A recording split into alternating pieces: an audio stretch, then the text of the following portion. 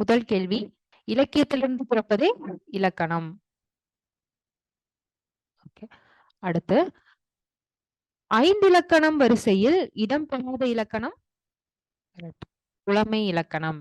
அடுத்த கேள்வி, புலமை இலக்கணத்தின் ஆசிரியர் கரெக்ட் தண்டபாணி சுவாமிகள். அடுத்த கேள்வி, தமிழில் முழுமையாக கிடைக்கப்பெற்ற முதல் இலக்கண நூல் தொல்காப்பியம். அகத்தியரின் மாணவர்களின் எண்ணிக்கை 12.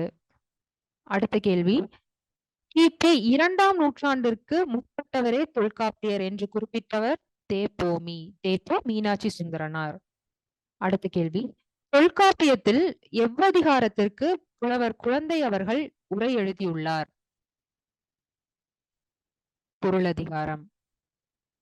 அடுத்த கேள்வி, தொல்காப்பியத்தை முதலாக பதிப்பித்து வெளியிட்டவர் யார்? நீங்க இந்த ஆப்ஷன்ல 1 2 3 4 கூட சொன்னாலும் சரிதான், இல்லைன்னா ஏதோ ஒண்ணு சொன்னா போதும். ஆன்சர் தான் டைப் பண்ணி அனுப்பணும்னு அவசியம் இல்லை. சரிங்களா?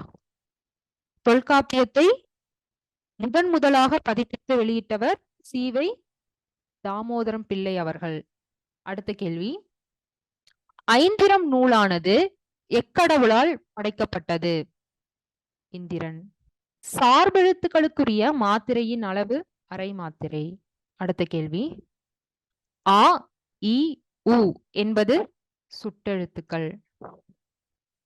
அடுத்த கேள்வி, இவற்றுள் எது ஈரெழுத்து ஒரு மொழி பிரிவினுள் இடம்பெறும்? இவற்றுள் எது ஈரெழுத்து ஒரு மொழி பிரிவினுள் இடம்பெறும்? கள். அடுத்த கேள்வி, எது குறுகி வருவதே குற்றியல் உகரம்? உகரம் குறுகி வருவதே குற்றியல் உகரம். அடுத்த கேள்வி, நாகியாது எனும் சொல்லில் இடம்பெறுவது? சரியான விடை புணர்மொழி குற்றியல் இகரம். அடுத்த கேள்வி, எழுத்துக்களின் பிறப்பு முறையினை விளக்கும் இயலே? எழுத்துக்களின் பிறப்பு முறையினை விளக்கும் இயலே பிறப்பியல். அடுத்த கேள்வி, மிடறு என்பது கழுத்து. அடுத்த கேள்வி, இவற்றுள் இடப்பிறப்பிற்குரிய உறுப்பு எது? இவற்றுள் இடப்பிறப்பிற்குரிய உறுப்பு எது? தலை.